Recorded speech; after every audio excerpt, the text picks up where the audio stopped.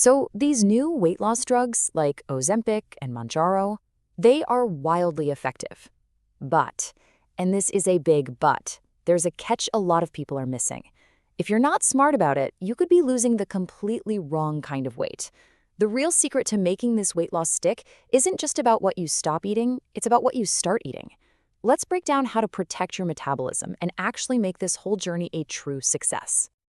Okay, so we all know how these drugs work, right? They pretty much turn down the volume on your appetite, so you just eat less.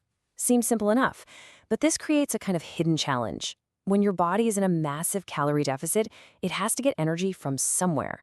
The million-dollar question becomes, is it burning fat or is it burning something way more valuable? Your muscle. And what in the world does that mean for your metabolism down the road? And that right there, that's the paradox we need to talk about. See, without the right game plan, your body doesn't just go after fat.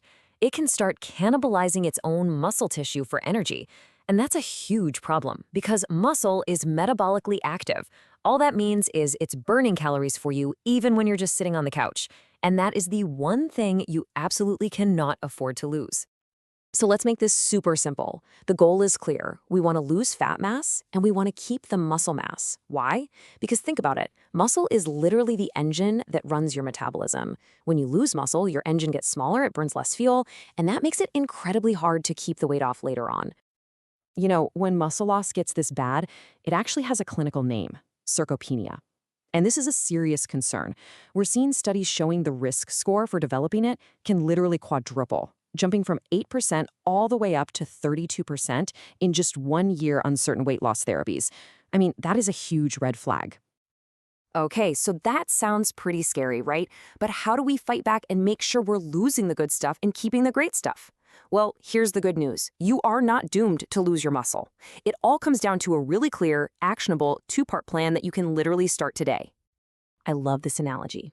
Muscle is the engine of your metabolism. It's so true.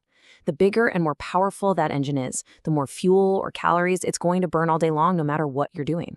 So if you start losing that muscle, your engine shrinks, it burns less fuel, and boom, keeping the weight off for good becomes a massive uphill battle.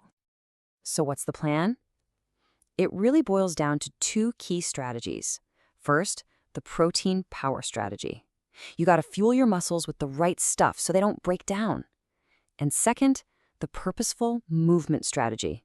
You have to send a powerful signal to your body telling it, hey, we still need these muscles. All right, let's dive into part one, your nutritional toolkit. And look, this is not about some crazy restrictive diet. It's about a set of principles you can use to fuel your body the right way, especially when your appetite is pretty much non-existent. Okay, if you take away just one number from our whole chat today, let it be this one, 1.5. Experts are recommending up to 1.5 grams of protein for every kilogram of your body weight. And yeah, that's way higher than what you might be used to hearing, but that's because when you're in a calorie deficit, your body is screaming for that extra protein to protect your muscles. But hitting that number, I know, it sounds like a lot. So how do you actually do it? Well, the trick is to spread it out. Aim for about 25 to 40 grams of protein with every meal. You know, that could be some Greek yogurt in the morning, maybe some chicken or fish for lunch, salmon for dinner, and then you fill in the gaps with smart snacks like hard-boiled eggs or a protein shake. And you know what's great? You've got options. Whether you're into a low-carb thing, a Mediterranean vibe, or even a keto diet, the core principle is exactly the same. Make protein the star of the show. Actually, one recent study found that a ketogenic diet was especially good at preserving muscle in people taking tirzepatide. So at the end of the day, it doesn't really matter which path you choose. The golden rule is always protein first. Now, just as important as what you should eat is what you should probably, well, minimize. Think of ultra-processed, sugary, and greasy foods as a double-edged sword when you're on these medications. First, they give you almost zero nutritional bang for your buck, which is a big deal when your appetite is low. And second, they can actually make those common side effects, like nausea, even worse. Okay, let's shift gears a bit. Let's talk about the day-to-day reality of living on these meds. Because real success here isn't just watching that number on the scale go down. It's about feeling good, having energy, and staying active through the whole process. And your diet plays a massive role in all of that. And you can actually use food as a tool to handle some of those not-so-fun side effects. Feeling nauseous? Try smaller, more frequent meals or some bland foods. Dealing with constipation? Up your fiber and drink a ton of water, like 2 to 3 liters a day. And if you're feeling super tired, that's often your body's way of saying it needs more protein and iron. See, simple little changes can make a world of difference in how you feel. All right, that brings us to the second, equally crucial part of our plan, purposeful movement. Because let me be clear, you can eat all the protein in the world, but if you're not using your muscles, your body won't keep them.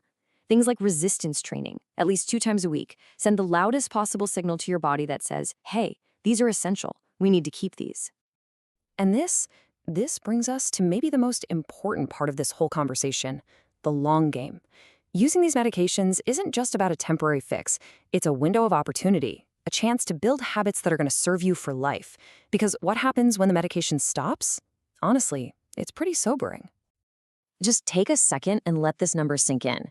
A major clinical trial called SURMOUNT-4 found that a whopping 82% of people regained a significant chunk of their lost weight within just 1 year of stopping the treatment. This just screams that the medication is a tool, not a cure. The habits you build while you're on it, that's what's going to save you in the long run. And listen, it's not even just about the number on the scale. That same study showed that as the weight started creeping back, so did all the health problems. All those incredible improvements people saw in their blood pressure, their cholesterol, their blood sugar, they started to reverse. It's a powerful reminder that keeping the weight off isn't about vanity, it's about literally holding on to your health. So this all comes down to one final, really powerful question you have to ask yourself. Are you just using this medicine to shrink your body, or are you using this incredible opportunity to build a stronger, healthier, more resilient metabolism for your future? By focusing on protein and purposeful movement, you're not just losing weight, you are fundamentally rebuilding your body to support you for the rest of your life. That right there is the real win.